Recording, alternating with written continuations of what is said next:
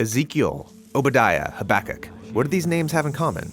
Well, they're 3 of the 15 prophets that have their own books in the Bible. And if you've tried to read these books, odds are you got lost in their dense poetry and strange imagery. But these books are super important for understanding the overall biblical story. So let's talk about how to read the prophets.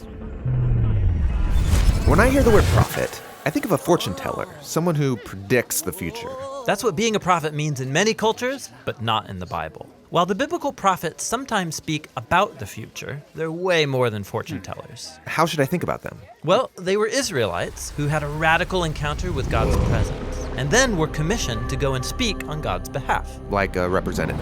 Right. And the thing that they cared about the most is the mutual partnership that existed between God and the Israelites. Right, the partnership. God rescued Israel from slavery in Egypt and invited them to become a nation of justice and generosity that would represent his character to the nations. And so this partnership required all Israelites to give their trust and allegiance to their God alone. In the Bible, this partnership's called the covenant. But the leaders, the priests, the kings, led Israel astray and they broke the covenant. And so this is where the prophets came in, to remind Israel of their role in the partnership. And they did this in 3 ways. First, they were constantly accusing Israel for violating the terms of the covenant. The charges usually include idolatry, alliances with other nations and their gods, and allowing injustice towards the poor.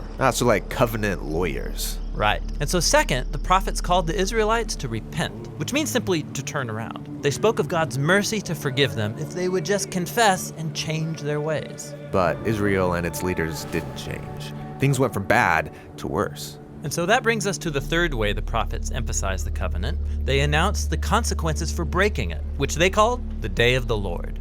Oh yeah, the apocalypse. Visions of the end of the world. Well, sort of. The prophets were mostly interested in how God would bring his justice on Israel's corruption and on the violent nations around them. And while explaining these local events, they often used cosmic imagery. Cosmic imagery? Yeah, like Jeremiah.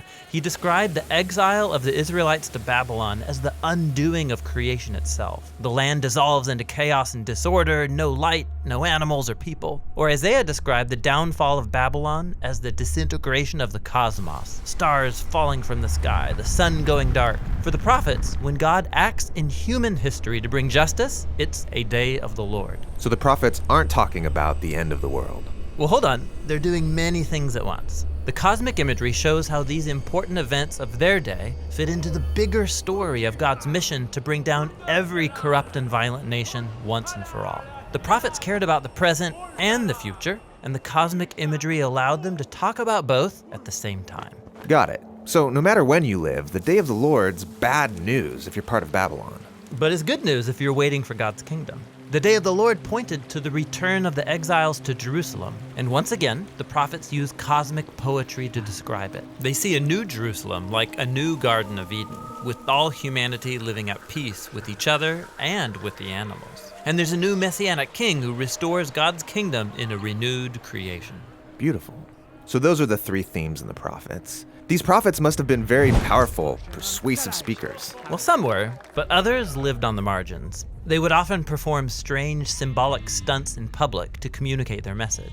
Like when Ezekiel lay in the dirt and built a model of Jerusalem being attacked by Babylon. Or when Isaiah walked around naked for 3 years as a symbol of the humiliation of exile.